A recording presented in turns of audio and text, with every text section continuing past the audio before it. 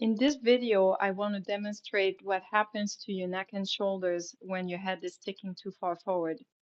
I've brought with me a bowling ball for the purpose of demonstration because no matter how smart you are, your head and my head is going to weigh anywhere between 8 to 12 pounds. So I'm going to turn sideways for demonstration.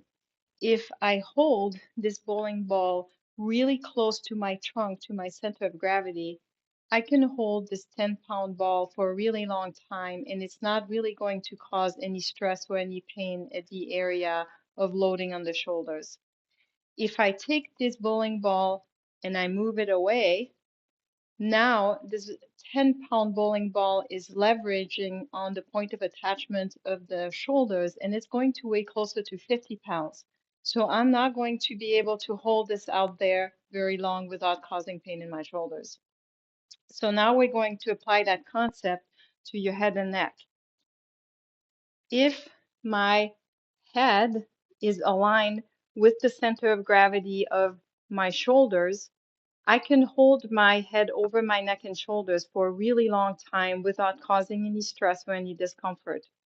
If now I tip my head away from the center of gravity of my shoulder, my head is going to weigh closer to 30 or 40 pounds, and eventually it's going to leverage on my shoulders, neck, and upper back and start causing a lot of pain and muscular stress. This is why you need to try to modify your environment to keep your head on your shoulder, and it's especially important when you deal with technology that is small, like tablets or smartphones. You need to bring them out to eye level so you can keep your head aligned with your shoulders.